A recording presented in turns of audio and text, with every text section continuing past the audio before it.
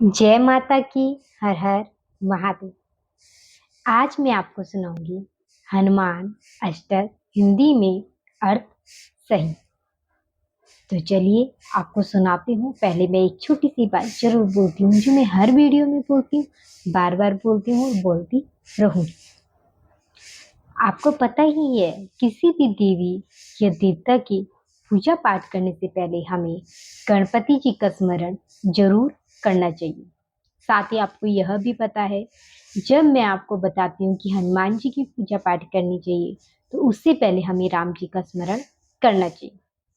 पहले तो आप सभी देवी देवताओं से पहले गणपति जी का स्मरण करेंगे और जैसे कि हनुमान जी की पूजा करेंगे गणपति जी के बाद आप राम जी का स्मरण जरूर करेंगे। ठीक है, फिर आप हनुमान जी की पूजा पाठ स्टार्ट करें। तो आज मैं आपको सुनाऊंगी हनुमान अष्टक। और साथ ही आपको बताऊं, अगर आप पूजा पाठ करते हैं श्रद्धा भक्ति भाव से, कर्म के साथ, तो वही पूजा पाठ आपकी भगवान तक लगती है। लेकिन अगर आपका कर्म ही गलत है तो पूजा पाठ आपकी नहीं लगेगी भगवान तक, वह सफल नहीं मानी जाएगी। तो इसीलिए अपना कर्म अच्छा रखिए, तभी भगवान की पूजा पाठ लगेगी। साथ में आपको यह भी बताऊं, कर्म मैंने आपको हर वीडियो में बताती हूँ हमारा कर्म क्या है। कर्म हमारा वही है, किसी को मार पिटाई ना करना, किसी को गाली गलौज ना करना, किसी के प्रति मतभेद भाव ना रखना, किसी की निंदा मत करना, सबके प्रति प्रेम भांति प्यार रखें। अगर यह अच्छे कर्म आप करोगे तो आपका आने वाला जीवन मंगलमय जरूर होगा। साथ ही आप सफलता की सीढ़ियों चढ़ते जाएंगे। यह तभी संभव है जब आपके कर्म अच्छे होंगे। अगर आपके कर्म ही गलत है तो आपकी आने वाले जीवन में कठिनाइयों का सामना करना ही पड़ेगा। आज नहीं तो कल, कल नहीं तो वर्षों करना जरूर पड़ेगा। इस जन्म में नहीं तो अगले जन्म में, पर लेकिन करना पड़ेगा। कई लोग बोलते हैं ना, गलत काम भी इतना करता है और खुश भी रहता है, वो उसकी 2 पल की जिंदगी है खुश होने की, अभी तक चलता रहेगा उसका। लास्ट टाइम ऐसा भी आएगा, या तो बुढ़ापे में या अगले जन्म में उसे बहुत कठिनाइयों का सामना करना पड़ेगा। और जो व्यक्ति सच्चे मन से श्रद्धा भक्ति भाव से पूजा पाठ करते हैं कर्म के साथ, तो स्वयं भगवान उनका साथ जरूर देते हैं। और यहाँ तक कि अगर उसके कर्म अच्छे हैं तो भगवान खुद, अगर उन पर कोई अकाल आ रहा है या फिर कोई विपदा आ रही है, तो भगवान स्वयं आगे खड़े हो जाते हैं अपने भक्त के लिए। और आपको मैं यह भी बताती हूँ, मैंने कई वीडियो में बता रखा है, साथ में मैं आपको फिर से बता देती हूँ। देखो, 3 प्रकार होते हैं भगवान की। जैसे हम जब पूजा भक्ति भाव में हम लीन होते हैं ना, तो 3 प्रकार की चीजें होती है। जैसे कि अगर आप पूजा भक्ति भाव करें तो आपको दुख मिलेगा, ठीक है, ये भगवान परीक्षा लेते हैं। ठीक है। और दूसरा है भगवान की आप पूजा करते हैं, भगवान ने आपकी एक बार मनोकामनाएं पूर्ण कर दी और दूसरी बार नहीं करेंगे। वो इसलिए क्योंकि भगवान देखना चाहते हैं कि मेरा भक्त मुझे कितना चाहता है। परीक्षा लेते हैं, जैसे हम एग्जाम क्लियर करते हैं ना, ऐसे ही भगवान परीक्षा लेते हैं, तो उनकी परीक्षा भी हमें क्लियर करनी पड़ती है। तो आप समझ ही हो गए होंगे, आई होप मेरी बात। मेरा कहने का तात्पर्य यही है, अगर आप पर दुख आए तो आप डरिएगा मत। छोटे मोटे दुख आएंगे, लेकिन जो बड़ी बड़ी आपदाएं आएंगी ना, अकाल आएंगे, वो भगवान खुद हरते हैं। वो तो आप तक पहुंचाने भी नहीं देते। जो सच्चे भक्त होते हैं भगवान के, तो भगवान उनके पास तो बड़े बड़े दुख और अकाल नहीं पहुंचाते। ठीक है। साथ ही अगर छोटे मोटे दुख तो देखो आएंगे, वो तो जिंदगी में है ही। जिंदगी सुख दुख नाम की है हमारी। आज सुख है तो कल दुख है, कल दुख है तो आज सुख है। छोटे-मोटे दुख ज़रूर आएँगे। और दूसरी तीसरा मैंने आपको बताया, हम सोचते हैं कि भगवान ने हमारी मनोकामना नहीं पूर्ण करी, हम इतनी पूजा-पाठ करते हैं, हमें क्या मिल रहा है भगवान से? कुछ भी नहीं, है ना? आप लोग सोचते हो ना, कई लोग इतनी भक्ति करते हैं और फिर भी उन्हें भगवान को नहीं, उनका अच्छा वक़्त आएगा, थोड़ा टाइम लगेगा, आएगा। लेकिन भगवान अभी इसलिए नहीं दे रहे क्योंकि उसमें भी कुछ ना कुछ छुपा होता है। सही वक़्त आने पे ही भगवान अपने भक्त को सब खुशियाँ देते हैं। कोई कहता है ना, मेरी मनोकामना पूर्ण नहीं हुई, मेरा ये पूर्ण नहीं हुआ, मेरा वो नहीं हुआ, भगवान मेरी सुनी ही नहीं और इतनी पूजा-पाठ करते हैं। तो भगवान सोच समझ कर, जैसे माता-पिता अपने बच्चे के लिए सोच समझ कर सब चीज़ काम करते हैं और साथ ही बच्चा अगर जिद करता है मुझे ये चाहिए, मुझे वो चाहिए, अगर उसके लिए वो हानिकारक है तो माता-पिता मना कर देते हैं और बच्चा सोचता है कि नहीं, हमारे माता-पिता हमें प्यार नहीं करते, हमें नहीं दिलाया, ठीक है? अब आप खाने से ले देख लो आप, कितना आजकल इन चीज़ों में कितनी मिलावटें हो गई हैं, खाने-पीने की चीज़ों में। तो इसी चलते हुए बच्चा जिद करता है मुझे ये महँगे वाला टॉय चाहिए, मुझे ये महँगे वाली आइसक्रीम चाहिए, मुझे ये चाहिए। तो पेरेंट्स मना कर देते हैं। एक तो पेरेंट्स पे हो इतना पैसा नहीं होता और एक पेरेंट्स पे ऐसा है कि पैसा होता है, लेकिन वो उसके बावजूद भी नहीं दिलाते। क्यों? क्योंकि वह इसलिए नहीं दिलाते क्योंकि उन्हें पता है बच्चे के लिए क्या सही है और क्या गलत है। अगर उन्हें लगेगा ये टॉय अच्छा है, ये खाने की चीज़ अच्छी है, तो वो अपने बच्चे को ऑब्वियसली दिलाएँगे। लेकिन अगर वह अच्छी चीज़ नहीं है बच्चे के लिए, तो वह नहीं दिलाएँगे। तो ऐसे ही भगवान अपने भक्तों की, एग्ज़ाम्पल के तौर पे मैंने आपको समझाया है, ऐसे ही भगवान अपने भक्तों की केयर करते हैं। अगर वह चीज़ भगवान उन्हें नहीं दे रहे हैं, हम कोशिश करते हैं हम माँग लें, ले लें।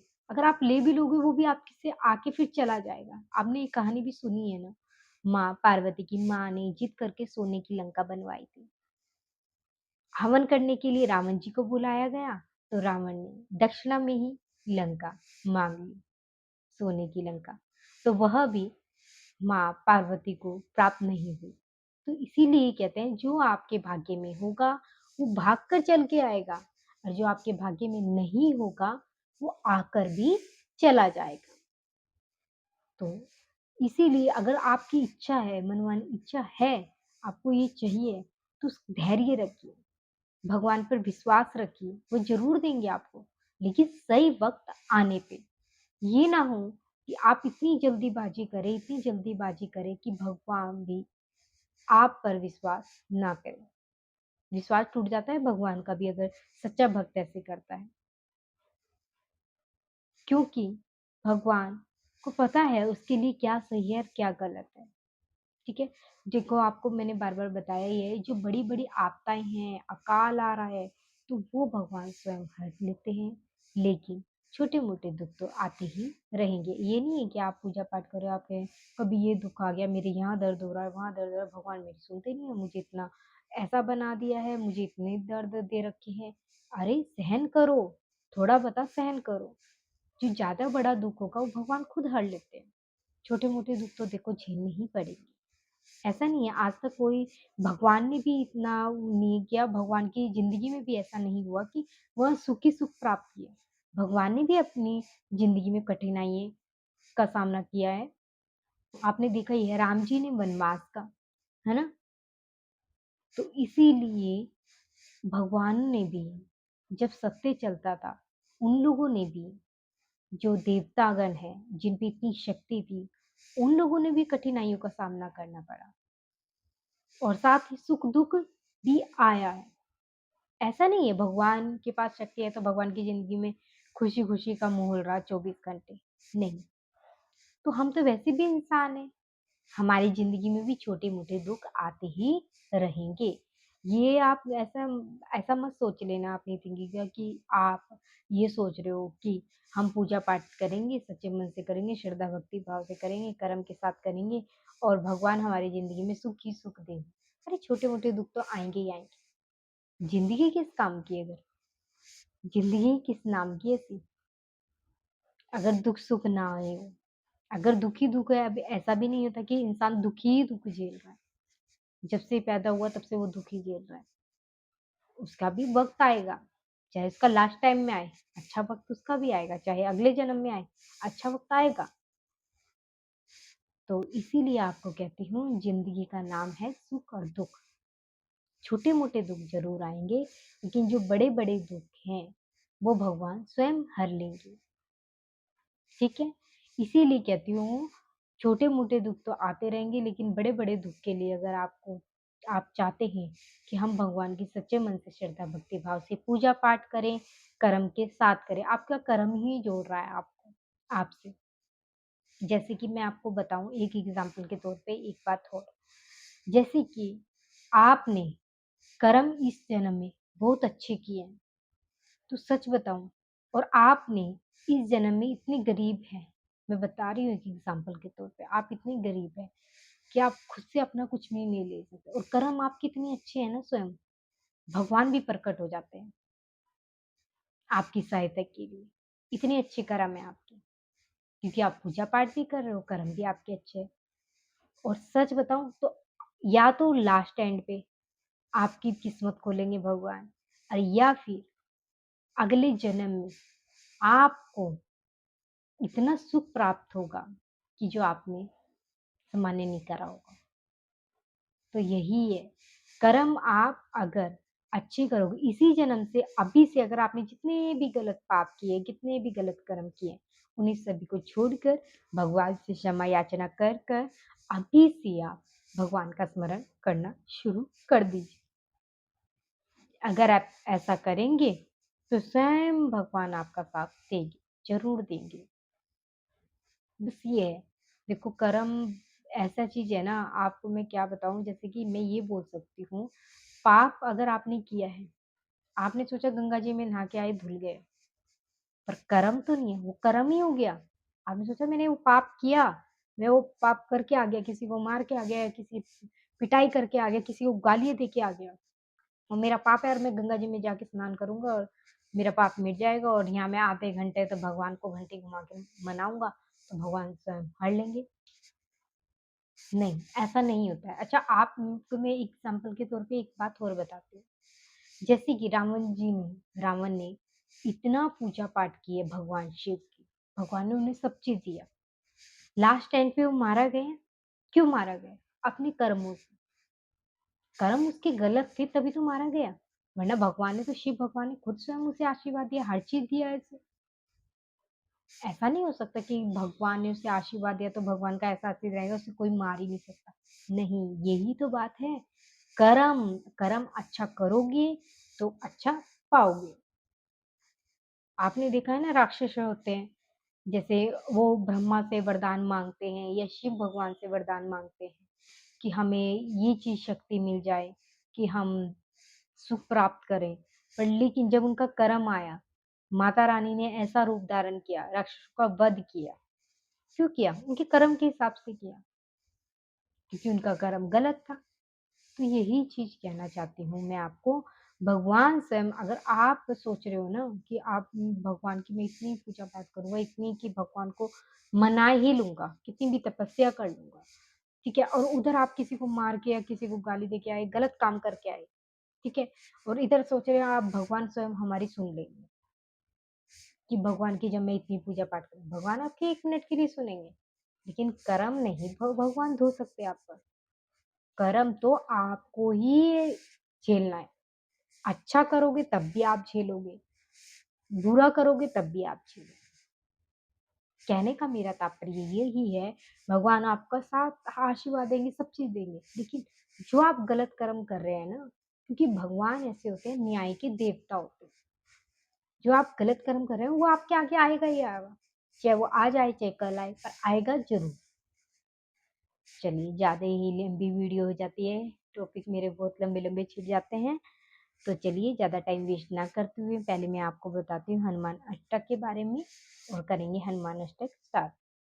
हिंदी में अर्थ है, जब आदमी कई तरह की कठिनाइयों से घिरा होता है तो उन कठिनाइयों से बाहर आने के लिए हनुमान अष्टक और हनुमान चालीसा का पाठ हनुमान हनुमान लला की साधना में सबसे लाभदायक साबित होता है। हमारे जीवन में चाहे कितना भी मुश्किल वक्त चल रहा हो, चाहे कितना भी संकट मोचन हनुमान अष्टक का नित्य पाठ अति शीघ्र लाभ प्राप्त करता है। श्री हनुमान जी बाल काल में बहुत ही शरारती और नटखट थे। उन्हें बालकाल में ऋषियों ने श्राप दिया था कि वह अपनी सारी शक्तियों को बिल्कुल भूल जाएंगे तथा किसी दूसरे के स्मरण दिलाने पर ही उन्हें स्वयं की शक्तियां याद आएंगी। श्री हनुमान ने के भक्त हनुमान अष्ट के द्वारा हनुमान लला को उनकी अलौकिक शक्तियां और पराक्रम को याद दिलाते हैं और उनसे स्वयं के जीवन की परेशानियों को समाप्त करने के लिए विनती करते हैं। जिस प्रकार हनुमान चालीसा भी आप पढ़ सकते हैं, साथ ही हनुमान अष्टक भी, दोनों ही लाभदायक हैं। तो चलिए ज्यादा टाइम वेस्ट ना करते हुए करते हैं हम हनुमान अष्टक स्टार्ट। सबसे पहले आपको बता ही रखा है, किसी भी देवी या देवता की पूजा पाठ से हमें सबसे पहले गणपति जी का स्मरण करना चाहिए। अगर हम हनुमान जी की पूजा पाठ करें तो राम जी का भी स्मरण करना जरूर चाहिए। तो करते हैं स्टार्ट। ओम गणपते नमः। जय श्री राम। बाल समय रवि बख्शी लियो तब तीनों लोक भयो अंधियारो, ताही सो त्रास भयो जग को यह संकट काहू सो जात न तारो। देवन आनी करी विनती तब छाड़ी दियो रवि कष्ट निवारो, को नाही जानत है जग में कपि संकट मोचन नाम तिहारो। भवार्थ। हे परमवीर हनुमान जी, आपने बाल्यकाल में जब सूर्य को मीठा फल समझकर उसका भक्षण कर लिया था तो तीनों लोक में अंधकार व्याप्त हो गया था। संपूर्ण जगत में जो विपदा का समय था उसे कोई भी टाल पाने में समर्थ नहीं हो पा रहा था। उस समय सभी देवताओं ने आपके पास आकर प्रार्थना की कि सूर्य को छोड़ दें और हम सभी के कष्टों को दूर करें। हे पवन पुत्र हनुमान, आपको कौन नहीं जानता। आपका तो नाम ही संकट मोचन है। आपने देवताओं के बड़े और कठिन कार्यों को पूरा किया है। फिर मुझे दिनहीन का ऐसा कौन सा संकट हो सकता है जिसे आप दूर नहीं कर सकते। बाली की त्रास कपीस बसे गिरी जात महाप्रभु पंत निहारो, क्योंकि महामुनि शाप दियो तब चाहिए कौन विचार विचारो। के द्विज रूप लिवाए महाप्रभु सो तुम दास के शोक निवारो, को नहीं जानत है जग में कपि संकट मोचन नाम तिहारो। भवार। बाली से भयभीत होकर सुग्रीव अपनी सेना के साथ ऋषमुख पर्वत पर आकर रहने लगते हैं। उस समय हनुमान जी ने स्वयं ब्रह्मांड ब्रह्मांड का वेश ब्राह्मण का वेश धारण करके भगवान श्री राम की भक्ति की और उन्हें उस पर बुलाया। इस प्रकार हनुमान जी कोई ना कोई उचित उपाय करके भक्तों के दुखों को दूर करते हैं। अंगद के संग लेन गए सिय खोज कपि सिंह बैन उचारो, जीवित ना बचियो हम सोचू बिना सुधि लाई यहाँ पग उधारो। हैरी थके तट सिंधु प्राण उबारो, को नहीं जानत है जग में कपि संकट मोचन नाम तिहारो। भवार। हे हनुमान, आप अगंत के साथ माता सीता जी की खोज में निकले और एक कठिन समस्या का समाधान किया। वानर राज सुग्रीव ने उनसे कहा था कि अगर आप बिना सीता माता की खोज के किए लौटेंगे तो सबको मृत्युदंड मिलेगा। सभी वानर आदि समुद्र तट पर थके हारे बैठे थे कि आप सीता माता को खबर लाए और सबके प्राण बचाएं। रावण त्रास दई सिय को तब राक्षसी शोक कहीं शोक निवारो, ताही समय हनुमान महाप्रभु जाय महारज निचर मारो। चाहत सिय अशोक सु अगिशु दे प्रभु मुद्रिका शोक निवारो को नाही जानत है जग में कपि संकट मोचन नाम तिहारो। भवार रावण ने सीता माता को बहुत पीड़ा पहुंचाई और प्रताड़ित करते हुए कहा कि उन्हें अपने दुखों को दूर करने के लिए राक्षसों की शरण में आ जाना चाहिए। उस समय हनुमान जी ने अशोक वाटिका में पहुंचकर सभी राक्षसों का संहार कर डाला और माता सीता को खोज लिया। उन्होंने भगवान श्री राम की अंगूठी देकर माता सीता के कपटों को दूर किया। बाण लाग्यो और लक्ष्मण के तब प्राण तज्य सुत रावण मारो ले गृह वै सुषेण सुमित समेत तसे गिरी द्रोण सुवीर उपारो। आनी सजीवन हाथ दई तब लक्ष्मण के तुम प्राण उबारो को नहीं जानत है जग में कपि संकट मोचन नाम तिहारो। भवार जब रावण के पुत्र इंद्रजीत मेघनाथ के शक्ति प्रहार से लक्ष्मण मूर्छित हो जाते हैं तो उनकी प्राण रक्षा हेतु हनुमान जी वैदराज सुषेण को उनके लंका में स्थित घर के साथ उठाकर ले जाते हैं। वैद राज के उपचार के अनुसार सूर्योदय से पूर्व लक्ष्मण जी को यदि तो संजीवनी बूटी मिल जाए तो उनकी प्राण रक्षा हो सकती है। वैद्य द्वारा बताई गई बूटी को ना पहचानने के कारण वे संपूर्ण पर्वत को उठाकर ले आते हैं और लक्ष्मण को संजीवनी बूटी देकर उनकी प्राण रक्षा करते हैं। रावण युद्ध अजान कियो तब नाग की फांस सबे से डारो श्री रघुनाथ समेत सबे दल मोह भयो यह संकट भारो। आनी खगे सबे हनुमान जू बंधन काटी सुत्रास निवारो को नहीं जानत है जग में कपि संकट मोचन नाम तिहार। भवार रावण ने जब श्री राम और लक्ष्मण जी पर नागपाश नामक अस्त्र का प्रहार किया तब दोनों मूर्छित हो गए। इसके बाद सभी पर जैसे भीषण संकट छा जाता है। नागपाश के बंधन से केवल गरुड़ राज ही मुक्ति प्रदान कर सकते थे। यह जानकर हनुमान जी पवन वेग से उड़कर देवलोक जाते हैं और गरुड़ राज को युद्ध स्थल पर लेकर आते हैं। गरुड़ राज श्री राम और लक्ष्मण जी को नागपाश से मुक्ति दिलाते हैं। इस प्रकार हनुमान जी सभी के कष्टों का निवारण करते हैं।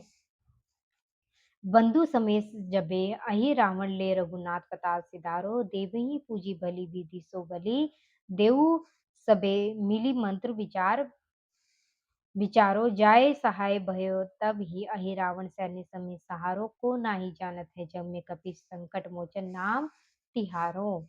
भवार जब अहि रावण श्री राम और लक्ष्मण दोनों भाइयों को लेकर पाताल चला गया और देवी की पूजा अर्चना करके उनकी बलि देने के लिए मंत्रोच्चारण कर रहा था तभी हनुमान जी पाताल जाकर अहि रावण और उसकी सेना का संहार कर भगवान श्री राम और लक्ष्मण जी को सकुशल वापस ले आते।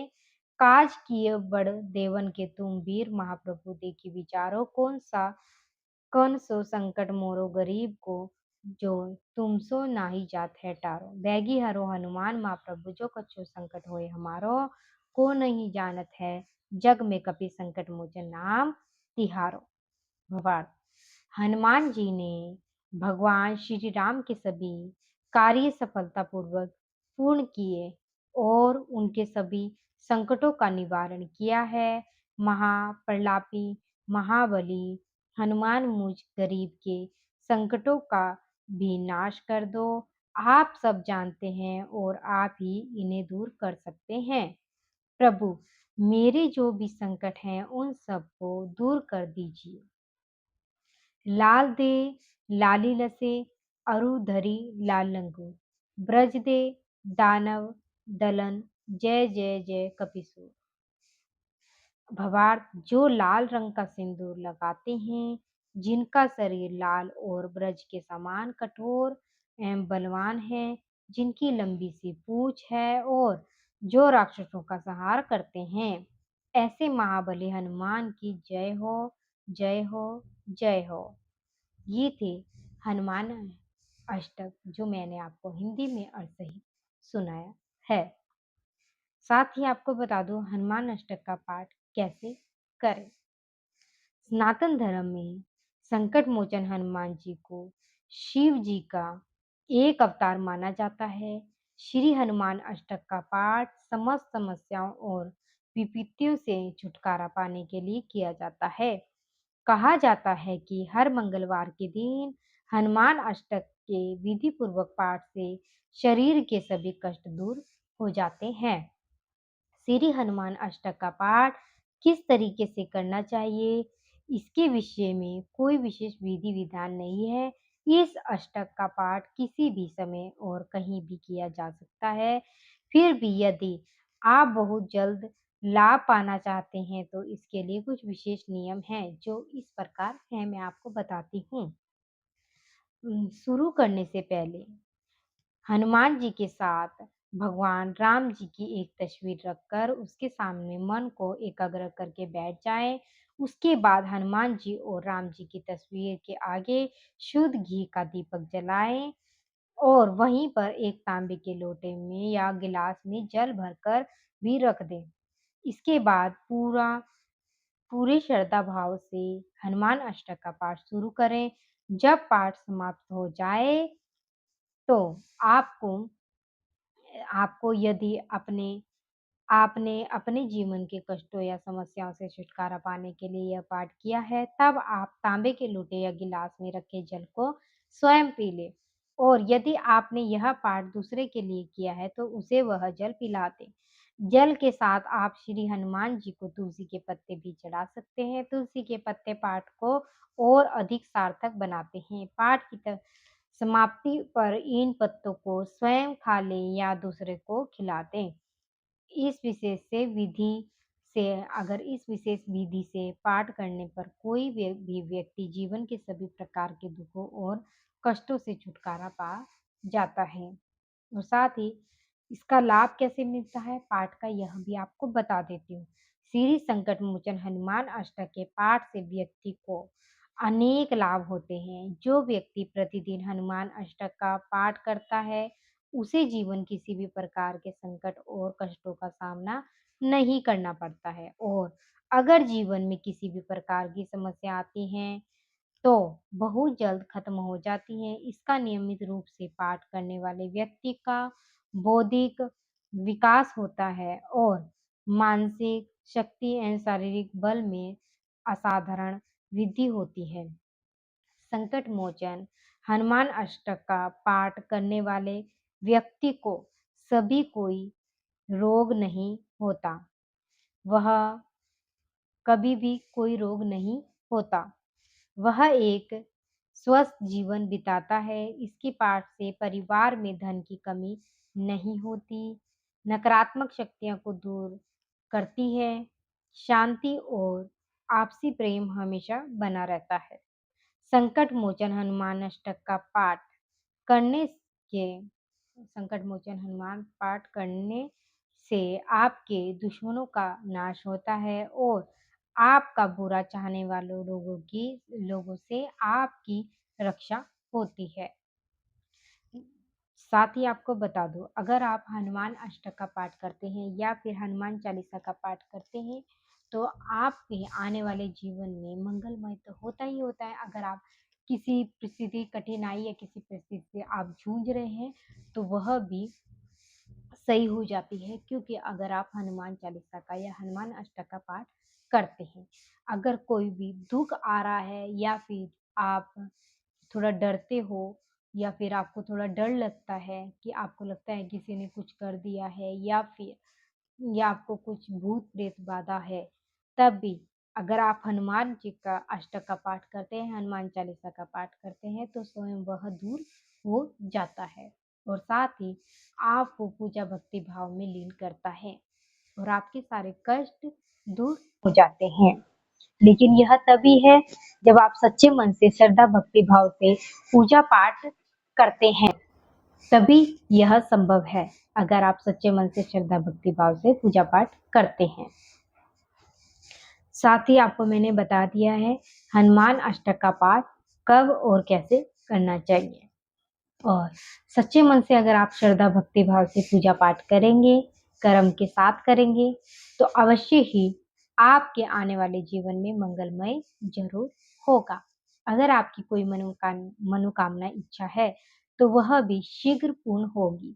यह तभी हो पाएगा जब आपके कर्म अच्छे होंगे और श्रद्धा भक्ति भाव से पूजा पाठ तो कर ही रहे और स्वयं आपका कर्म भी अच्छा होना चाहिए। आई होप आपको मेरी वीडियो अच्छी लगी हो तो लाइक, शेयर, कमेंट, सब्सक्राइब ज़रूर करें। जय माता की। हर हर महादेव।